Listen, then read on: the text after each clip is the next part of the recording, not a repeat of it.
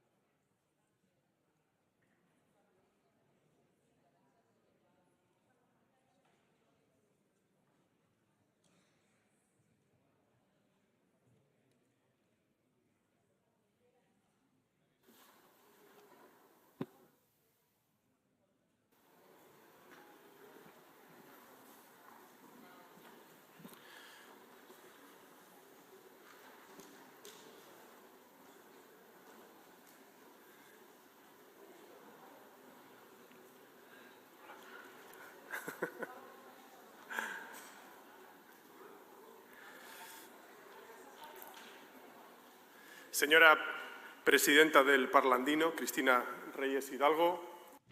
Señor Presidente del Componente Latinoamericano. Everybody, co-presidents, President of the European Parliament delegation, President of the Parlamentino delegation.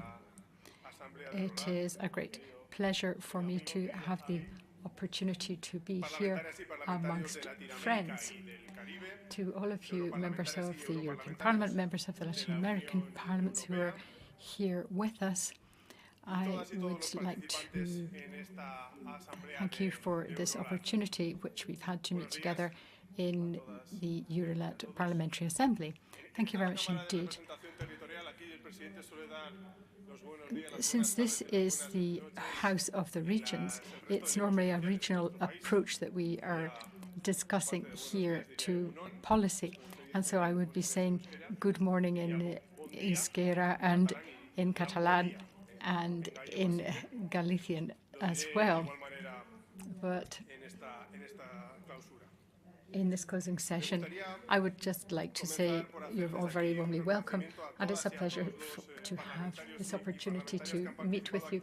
And I'm very grateful to everybody who's been so actively involved in both the committees and the various working groups and the fora that have been organised, and all the work that has taken place in and around this Assembly. There's been a lot of work done on very important issues, and I think there's also been a huge commitment to try to make progress, reach agreements, take forward a lot of initiatives, and it's been a very productive week. The members of Parliament who've been here during the course of this week, of course, are all quite familiar with the extent of the responsibility which we carry. We know that our decisions as legislators and as representatives of our people are very weighty, and they have immediate consequences within our democratic society. They have an impact on the life and indeed the future of our citizens and our societies. Therefore, we have a weighty responsibility, all of us. So we need to do our best to adopt the right policies. Obviously, sometimes we can err, but it's not just a question of chance. We need to take quality decisions. We need to put together quality strategies, and we need to engage in dialogue with our partners and work closely together on a reciprocal basis with all our partners. That's something which must be our guiding light. With your permission, I would simply like to speak for 1 or 2 moments on a topic which has been a particular focus of some of the meetings that you've had here this week, and it is that of the relations between politicians and civil society. I have understood that there's somewhat of a gulf between politicians and citizens in all our societies, and that it is a source of concern in all of our countries. And I quite understand that. At times, citizens can be disaffected. They can feel very distant from their political representatives. And this is something which we must address, because we must not allow the idea to persist that this is something which hemicycles and parliamentary assemblies think is acceptable. We represent the people, and we therefore have to engage with the people. And it would be a dereliction of duty if we were not representing their ideas and engaging with them in the appropriate way. So there are some very key points which I think are worth addressing in this particular context. First and foremost, we need to be accountable. It's extremely important that we are accountable to our citizens. So we need to introduce proper standards, ethical standards, and proper accountability, which are reflective of the quality and the significance and importance of the democratic institutions we represent. Then secondly, we need to report back to our citizens in a comprehensible way. So we need to improve our communication strategies, and that would impart greater legitimacy to the entirety of our work. It's extremely important that our citizens know who their representatives are. After all, they elect us, so we need to communicate with them. I've always thought that democratic institutions are absolutely imperative, but that they're not necessarily really founded on their cornerstone of the institution and what underpins it, but actually on that mission which they are designed to achieve. And that is actually what we have got to remember. We are actually in existence in order to take forward this mission to represent an improved democracy. This is the home of the regions in Spain, and that is indeed what we do here. We try to make sure that what we are doing is understandable to the citizens, that it's in line with what our citizens need, with their aspirations and their wishes. And we try to make sure that the decision-making which takes place, both here and in multilateral institutions, is conveyed to our citizens in a comprehensible way. So we try to work on the communication and quality of because we feel it's really important for our citizens. I don't want to address you for long. I just want to make one or two remarks about the topics that have emerged as particularly important during this week. One of them, indeed the first I will focus on, is the situation of women, both in the European Union and in the Caribbean and in Latin America. So, I say this to all the female members of Parliament. First and foremost, I'd like to convey to you my absolute full support to the work that you're doing and in your struggle to achieve a more genuine equality the world over. There is too much male abuse and violence far too widely, and we really need to address this issue of gender-based violence. It's something which kills. It kills women, and it does much more and equally bad things in many other ways. Therefore, we need to address gender-based violence as a matter of top priority, and we need to eradicate it. It sounds commonplace to say that it's necessary to protect women or that women need to be protected, but actually the thing that we need to do is to protect their rights and ensure that they have equal rights, and not to undermine their rights and their freedoms, and not to indulge in a paternalistic attitude which treats women as different from men, as not equal to men, just because they're engaged in the feminist struggle for gender equality. Then, of course, there are implications also for children. Children are one of the prime groups which tend to be a victim of any type of crisis, and human rights and health crises, problems with education take their toll on children, as indeed does war. So we need to achieve a culture of peace and a more sustainable world for our children. They should be one of the primary focuses of our policy making for these reasons which I've just mentioned. I come from a very small place in Spain, a rural environment, and it's very important that we remember the position of women in rural societies, because they've historically suffered from extreme exclusion. And in some of the poorest areas of the country, they are the poorest people, and we therefore absolutely need to address as a matter of priority their interests.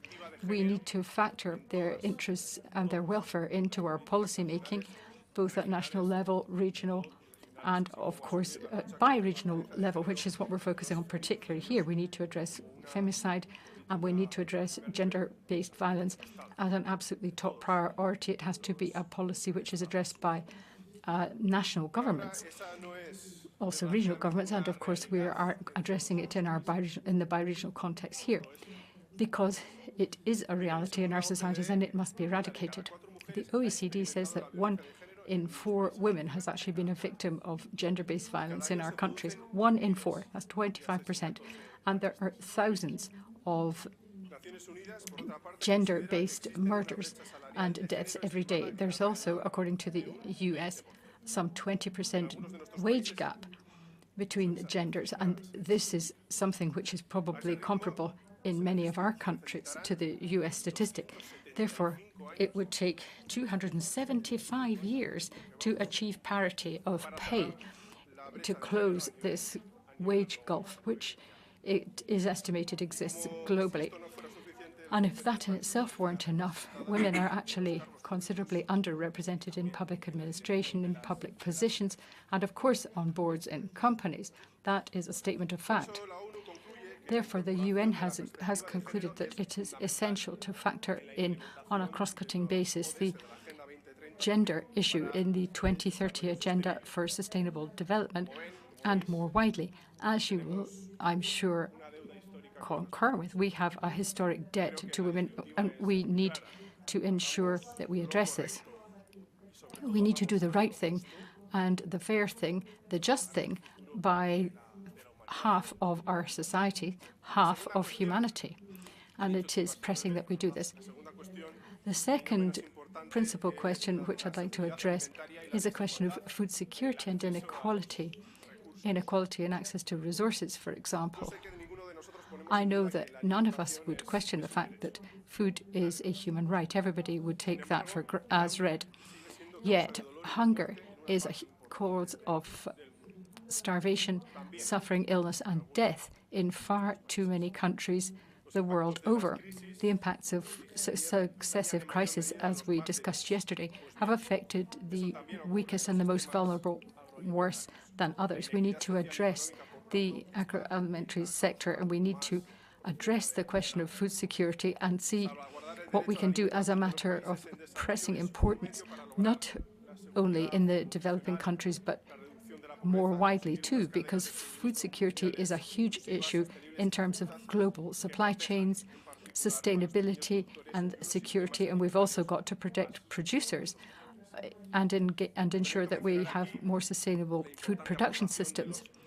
I'd like to look for a moment at what the Latin American and Caribbean countries can do and what they do in the context of the FAO.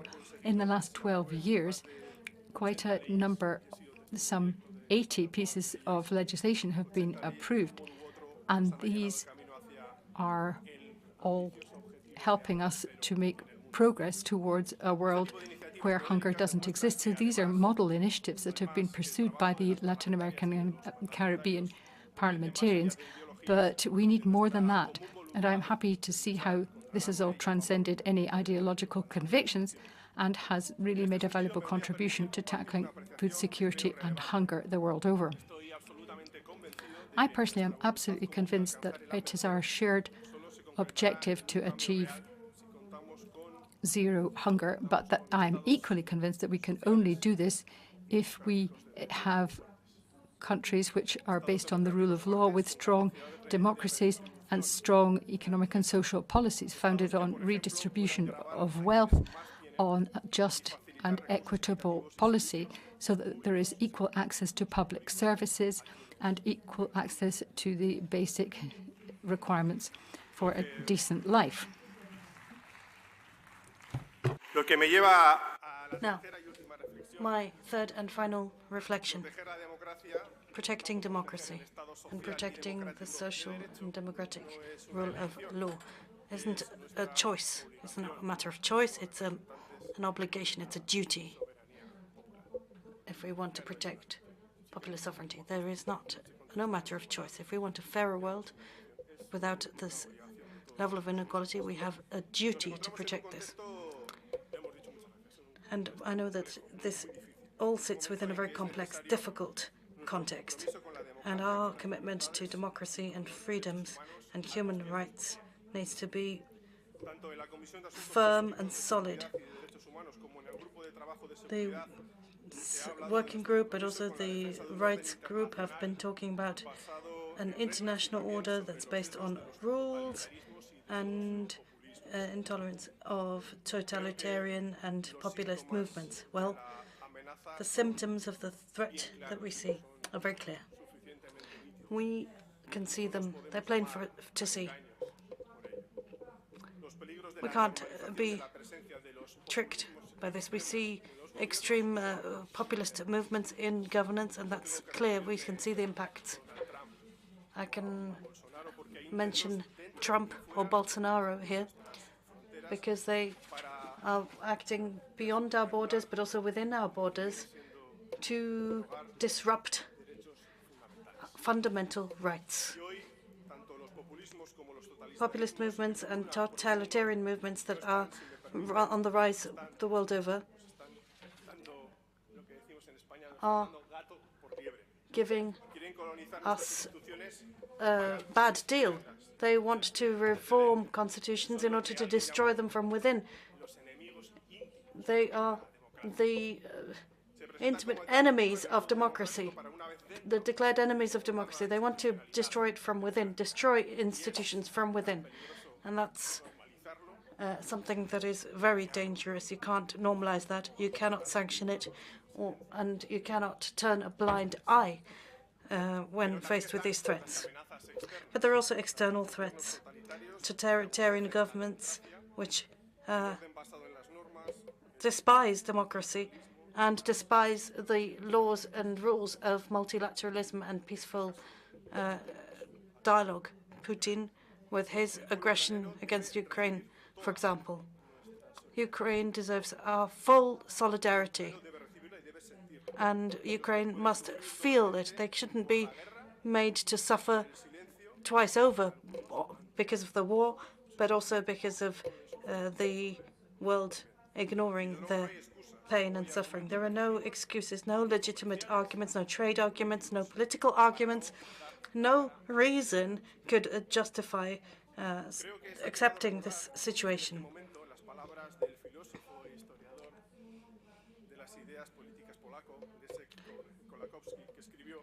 Wojciech Kolakowski once said, the Polish philosopher said, that if you've been tricked or duped, that's not an excuse. We shouldn't fall into this temptation of saying that democracy's not adaptable. No, rights can be consolidated in democracies. But there is a but. It is possible to lose what has been gained, and it can be lost in so many different ways. For example, democratic institutions can be deprived of their key roles and functions, and democracy can become a shell of what it once was, a tool for authoritarian regimes. Parliaments, my friends, are on the front line of the protection of democracies. So let us be brave and stand up to these enemies that reside both within and beyond our borders. We know that it is possible to be resilient, to resist. And it's possible to have equitable systems for all people, to have democratic rules that protect rather than repress, to have trade rules that are fair and equitable, that are based on genuine factual solidarity, and to have multilateral agreements that are based on mutual respect and shared values. And to conclude, and when I say I conclude, I actually really mean the word conclude, because this will be my last speech in this function as President of this House, as Speaker of this House. So I really, really hope this this Assembly will achieve what we all share as an ambition. So we have this ambition. And I hope that you will really breathe life into everything that has been discussed throughout your work. Thank you.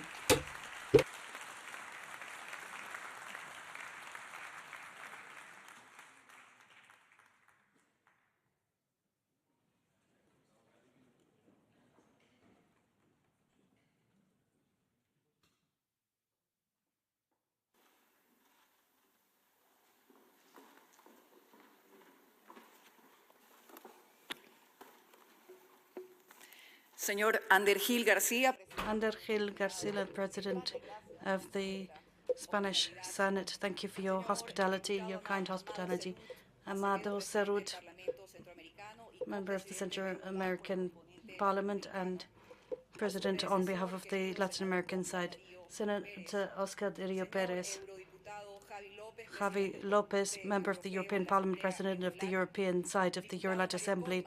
Mario Colman, from the Mercosur Parliament, honourable members of Parliament from the Latin American side and European side, secretaries, all members of staff of EuroLat, good afternoon. I come from Ecuador, from the other side of the world, and I can say quite honestly that I have a long love affair with Madrid, and so it's an honour to be able to represent this integration movement, the largest integration movement we have on our continent. Ecuador, Peru, Colombia, Bolivia, Chile, all together promote sustainable development in the region. For 5,000 years of civilization and history, we go back that far with our Afro-descendant and indigenous peoples, and we are proud of those origins with our diverse cultural history.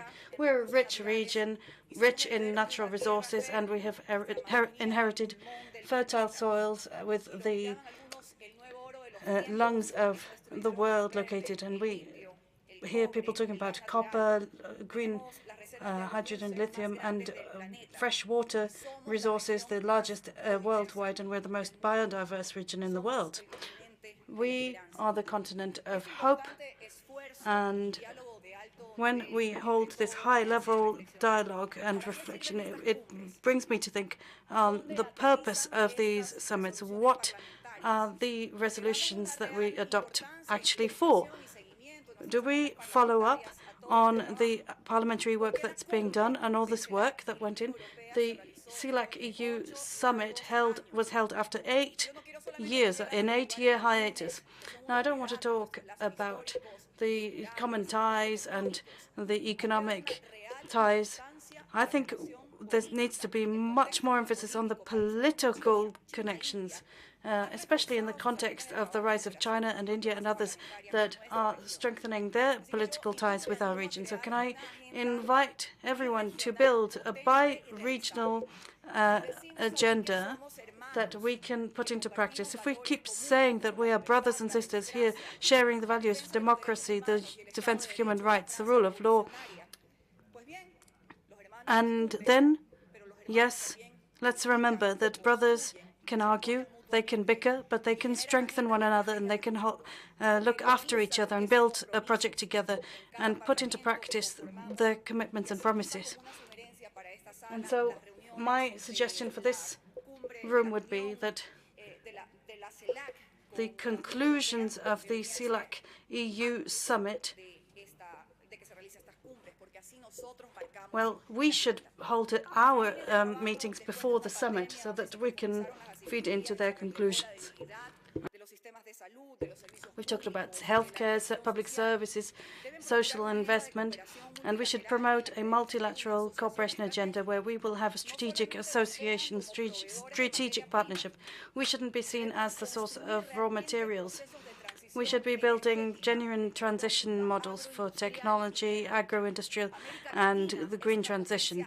Latin America is a farming power, but we should be an industrial power as well. We should be developing freely, and from a standpoint of strength, we should be building a strong partnership. We've had technical support for vulnerable sectors, security in education, empowerment of women, climate change, and the rights of indigenous peoples. And I'd like to take this step now, this opportunity now, to thank the work of Ms. Perez and Javi Lopez for their roadmap, which really meets the genuine needs of our region. Well, since we talk about building bridges, then let us not be blind to the walls that still exist. I would like to appeal to this Assembly, to the European Parliament, to deal with the outstanding issues relating to the Schengen visa. This is about more than short-term visas for tourism. It's about family reunion for one of the most hard-working communities, one of the most committed communities in the European Union. And it's also about building trust and confidence on both sides. Sometimes what defines heroism is taking risks, being bold. We know what we're up against. We know what the global threats are. They're plain for us to see, but we know that the solutions exist: democracy, defense of peace, and all of this will be the way we can achieve peace and stability for our peoples. The unity of peoples is not a mere chimera, Simón de Bolívar once said. It is the decree of our mutual destinies. Thank you.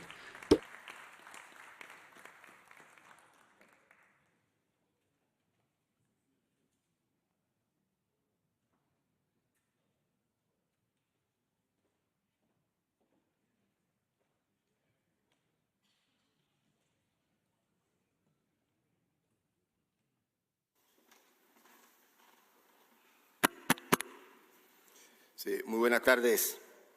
Good afternoon. President Ander Gil Garcia, President of the Senate, Cristina Reyes, President of the Latin Parlamento, President Coro for the Parlamento, members of Parliament of Latin America, members of Parliament of Europe.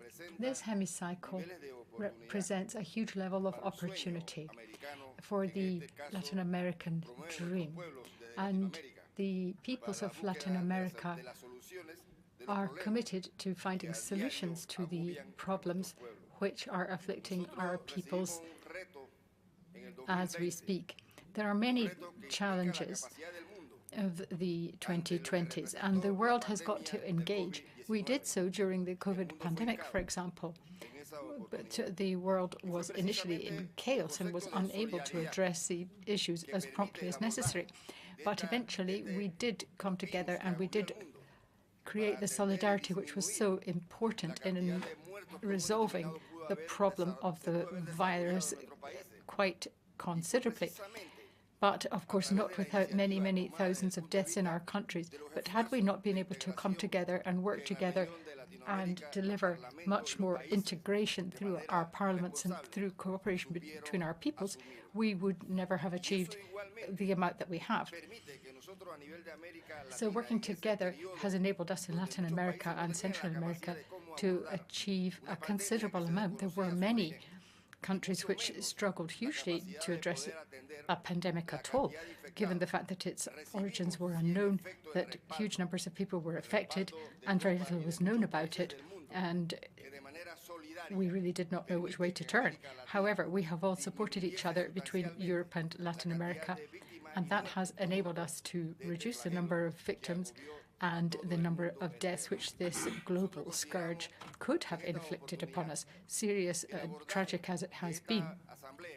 So I think this is an illustration of the fact that this assembly represents the coming together of our respective peoples. It brings us together and it shows us what we can achieve through working together, through bringing countries together, through achieving initially regional unification and integration, and then rolling that out even more further. It has at times been a difficult model, but as we look towards the Dominican Republic, where we will meet the next time, I hope that all the parliaments in Latin America, Central America, and the European Union will, from this meeting today, take away the need to show greater responsibility, to connect more with their citizens, to work even harder to deliver the social and economic transition which our peoples are crying out for in both our regions.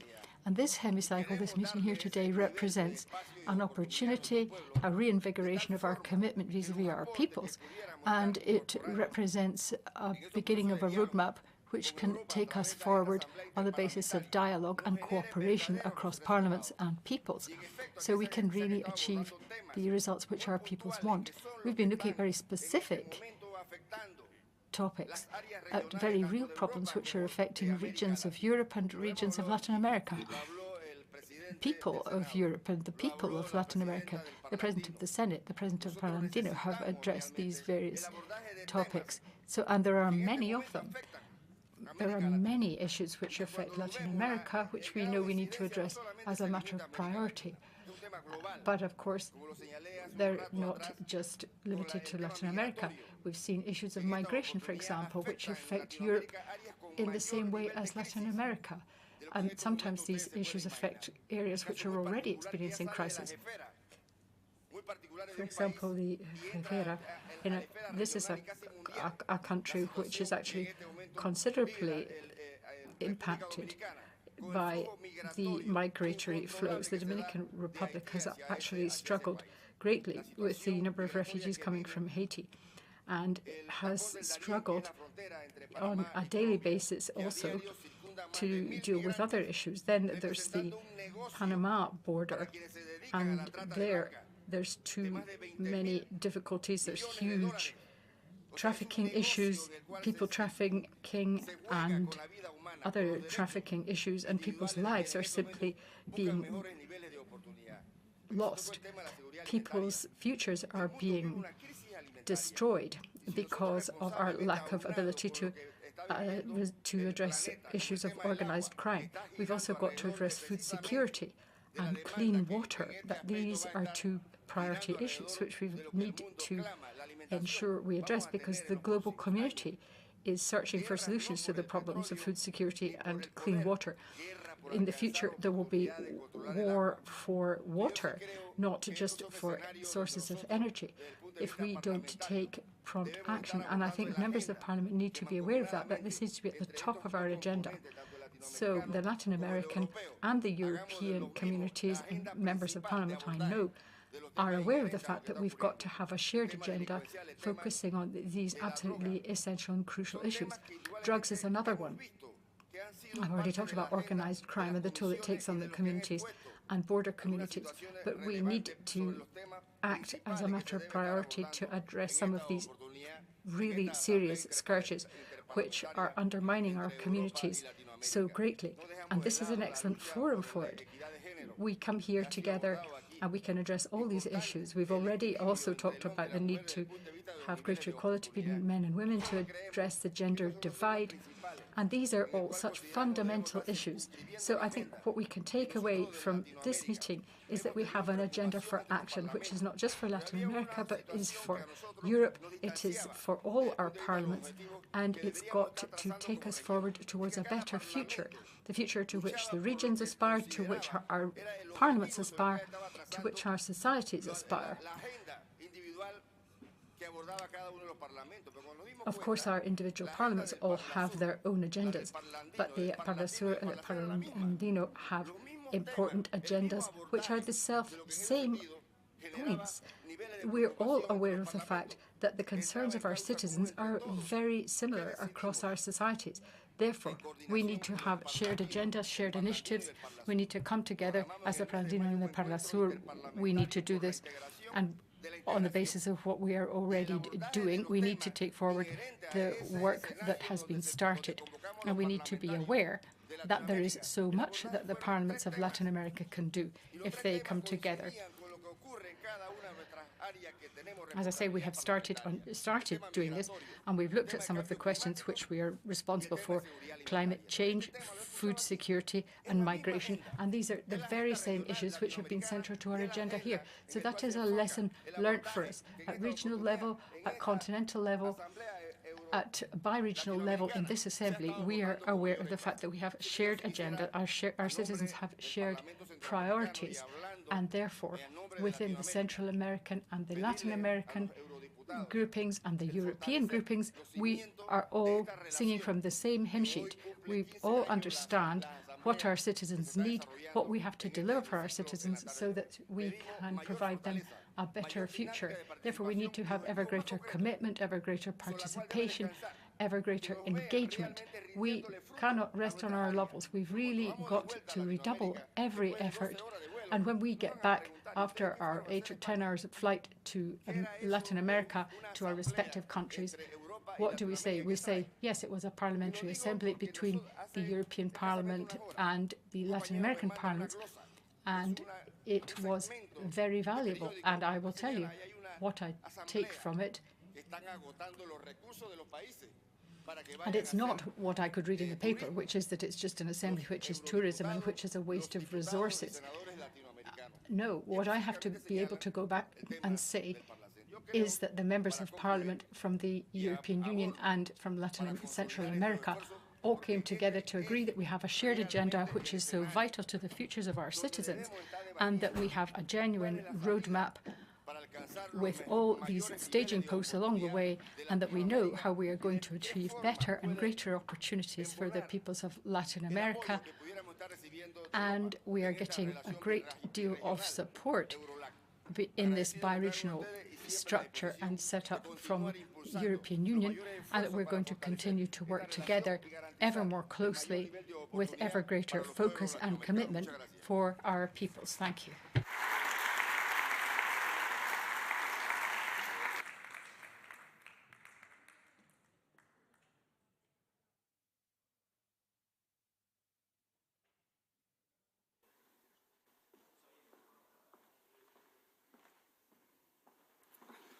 Bueno, muchísimas gracias. Thank you very much indeed. I know that we are getting tired now after 3-4 days of hard work.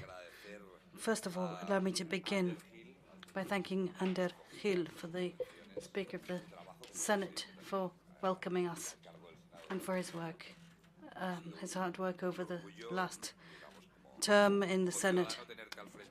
I've been very proud as a Spanish citizen to have you heading up the Senate. It's such an important institution. This House is a territorial representation House of the Parliament, and especially in the 19th century, it was at the very heart of the democratization movement. It was in these halls that all of these changes happened. So thank you, because you represent this House and the work that all the staff and civil servants in this House have done to make our meeting possible. So I also wish to, extend my greetings to Mau Fegut, the new president of the Latin American side. I'd like to thank all the technical teams that have made our meetings together, with 120 parliamentarians meeting. I know that there are slightly fewer than that number in the room today, but we've had 120 members of parliament present, and I know that it takes months of hard work to make this happen. The different technical teams and civil servant teams on the Latin American and European side who've made this possible. I wish to thank the political groups and political parties who've worked hard on this. And I know that one person who will be doing her last meeting here in this role, Stefania. I thank her as well, in particular.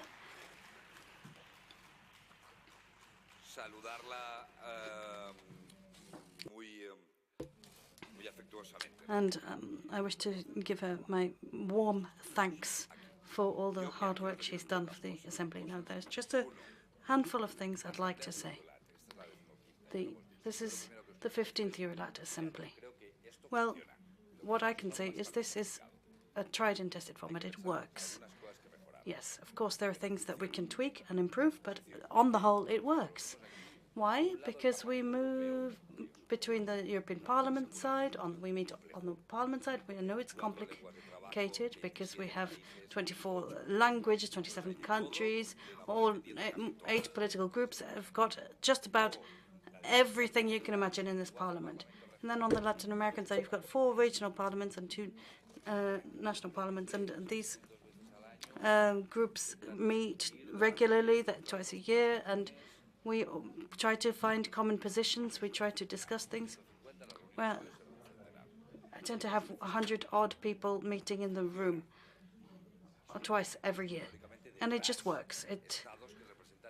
We've got states behind all of this representing 1 billion citizens. I think it's a rather complicated job, and this is all of our responsibility to make this happen and make it continue. This Assembly has been doing its job. We've had good high-level debates. We've had good participation in the committees, in the plenary. We've had world-class speakers in our meetings. And we've been able to talk about the summit. Now, obviously, this summit was linked to what we were doing, and we just kept going without the summits happening for all these years. Could things be done better? Yes, of course. I could think of a few things that we could improve. First of all, how can we make procedures a little bit more streamlined, a little bit more flexible? Because it's true that some things have been stuck. We've been able to process things that had been stuck in the pipeline for 4 or 5 years, some of it due to the pandemic. So I think we have to do better when it comes to how long it takes to discuss and approve a report, because sometimes things become less relevant as time passes. Then the second question is, what do we do with the reports? What kind of follow-up can we provide in terms of how we communicate, the follow-up work mechanism? We need to think about it. I don't have an answer.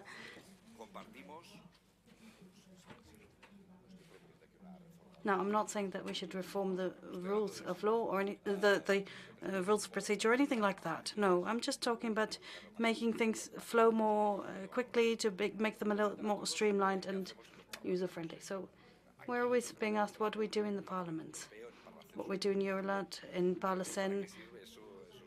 We keep asking what we do. It's a regular question. So I think we have to explain the work we do. We do a few things. What's it for? What's it good for?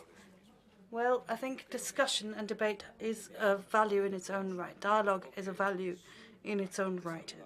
I think in a democracy, showing empathy, thinking about the challenges someone else has to face, constructing prejudices and set ideas, all of this is very healthy. And I think we all have our own baggage and our own ideas that we need to rethink. And I think it's also positive that we come together to think about solutions. What do we discuss? Well, on substance and on the contents. In this closing speech, I wanted to pick up on what the President of the Senate said. One of the things we're concerned about, the fragile nature of democracies and how democracies are being weakened and how we can stand up to this. Well, I think the President of the House said one thing that rang true.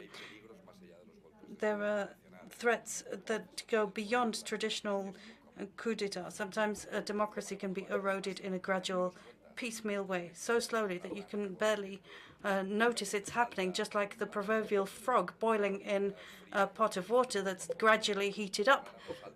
And that frog doesn't realize it's getting boiled alive and never has a chance to jump out. Well, I think that's what happens with democracy being eroded when it's being attacked from within. It's gradual. But the problem is serious anyway. It remains just as serious. You just don't notice it's happening. And so I think we have to be aware of the threats that democracy faces. Yes, we are democratic blocs, but it's nice to slap your chest and say that we're democracies, but we need to think about democracies that function. And when I mean functioning, I could say in English, delivering, that these democracies are delivering for citizens. One thing that's been discussed at length over the last few days, I think is absolutely crucial when it comes to protecting democracy. Social protection, inequality, and security. All of these things have been discussed as in the context of protecting our democracies. Well, there are phenomena that we see worldwide, and when we have these problems, it's a major problem. It's like a termite gnawing away at the structure of your system. Finally, our world is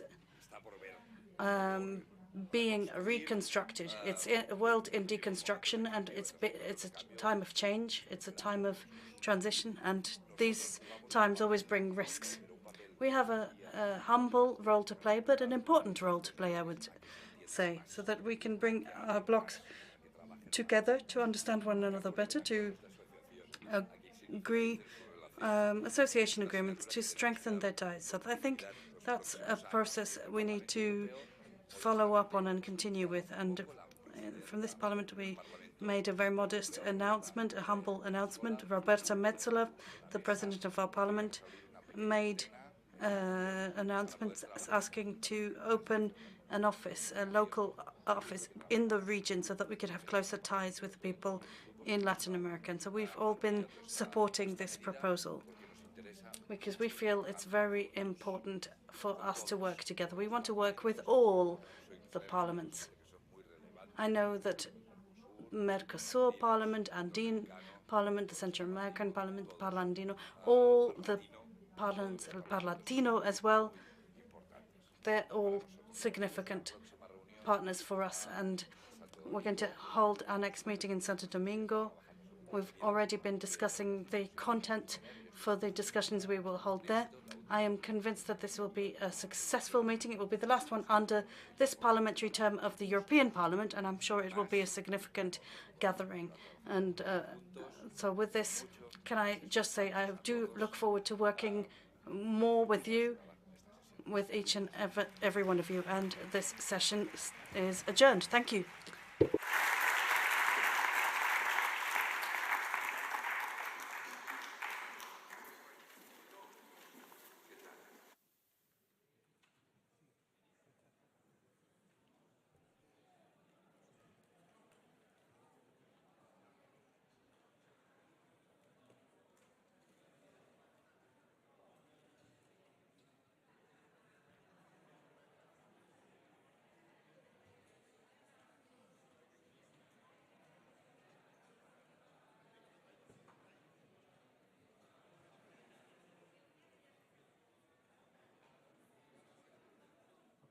Hay un cóctel preparado ahora a la 1:30 en el patio de los Naranjos. Están ustedes todos invitados.